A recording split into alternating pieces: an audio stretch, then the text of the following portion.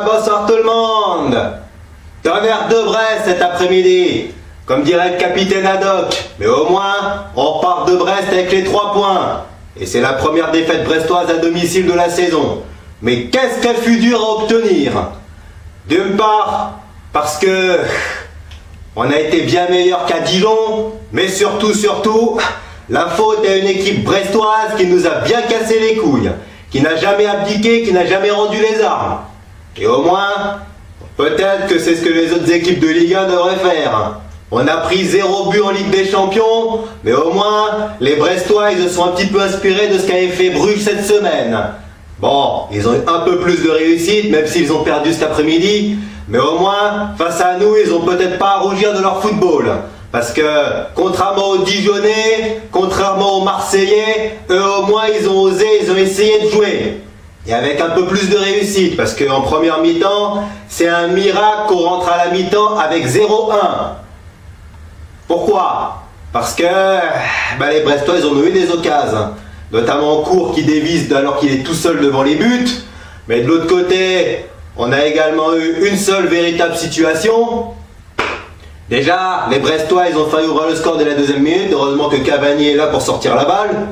Mais voilà, à force de jouer à ce petit jeu-là, d'essayer de nous presser, ils se sont fait prendre en contre. Et à 5 minutes de la mi-temps, Di Maria ouvre le score. Maître S, ballon piqué. Évidemment, il ne peut marquer que de cette manière. Il nous donne un avantage qui est peut-être pas loin d'être immérité, même si on a bien subi en première mi-temps. Alors, notamment avec le Charbonnier là en face. Décidément, Brest s'est un petit peu inspiré de Dijon sur ce coup-là, à nous mettre un attaquant physique pour prendre des ballons et essayer de faire remonter les blocs. Après Tavares, ça a été Charbonnier, voilà. Mais bon, on rentre à la mi-temps à 1-0.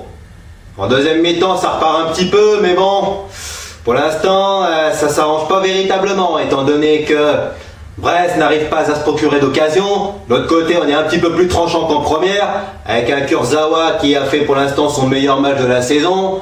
Quand on sait qu'il est totalement nul et qu'il est capable de passer à travers 2 fois sur 3. Bon, pour une fois, il a été, disons, à un niveau acceptable. Mais voilà, à force d'essayer de pousser pour manquer un deuxième but, comme les Brestons en première mi-temps se fait prendre sur un contre. Voilà, long ballon dans l'axe, Charbonnier qui résiste à Thiago Silva, et après Cour qui décale, Drancy à peine rentré, qui trompe Rico. Rico dont c'était le premier match à Paris, parce qu'à la base Navas devait jouer, mais voilà, il s'est ressenti une gêne à l'échauffement, il a préféré ne pas jouer, ce qui a permis au gardien espagnol de jouer pour la première fois en Ligue 1. Bon, hormis ce but encaissé, il a été sûr dans ses interventions, claquant notamment un centre-tir en première mi-temps, mais voilà. Déjà cet après-midi, Cavani était titulaire. Une seule véritable occasion pour le buteur, pour El Matador. C'est encore, c'en est pas véritablement une, puisqu'en déséquilibre, il n'arrive pas à tromper l'Arseneur. Sur un coup franc de Di Maria, mais malheureusement, c'est presque tout ce qu'on verra de Cavani cet après-midi. Et c'est quand même le joueur qui doit être le plus frustré, parce que pour une fois qu'Icardi était sur le banc, pour une fois qu'il avait l'occasion de se mettre en valeur, d'être titulaire, de retrouver la confiance et de marquer un but, il n'a pas réussi. Et pour couronner le tout, il sort, Icardi rentre et il marque. Un but où il faut être là. Parce que voilà, la deuxième mi-temps c'est joué sur le coaching. Grand Cyr rentre, marque, mais également du côté parisien, Choupo-Moting, Marquinhos, Icardi qui rentrent en même temps.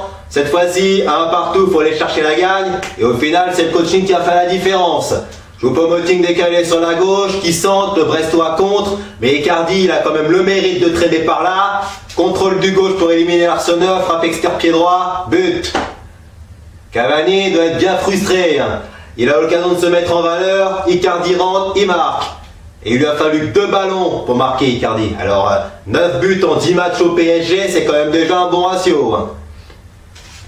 Voilà, au final on s'impose 2-1 dans un match où finalement les deux équipes se sont quand même rendues coup pour coup. Il y a eu d'une très très bonne qualité d'équipe dans cette équipe. Cet après-midi, c'était un très très beau match. Pour une fois, c'était également le retour de Draxler en tant que titulaire depuis le mois d'août. Et il est apparu quand même bien en jambes. Déjà, c'est lui qui est passeur sur le but de Elfideo, sur le premier but. Et encore, Di Maria qui part à la limite du hors-jeu. Mais bon, on a eu les 3 buts qui n'ont pas été marqués sur des attaques placées, mais sur des contres. Donc c'est dire qu'il y a eu quand même de l'espace, même si Brest n'a jamais abdiqué. Mais en même temps, c'est la force de cette équipe. Alors on a gagné cet après-midi, mais qu'est-ce que ce fut dur à aller chercher, et surtout parce qu'en face les Brestons ont très très bien joué aussi.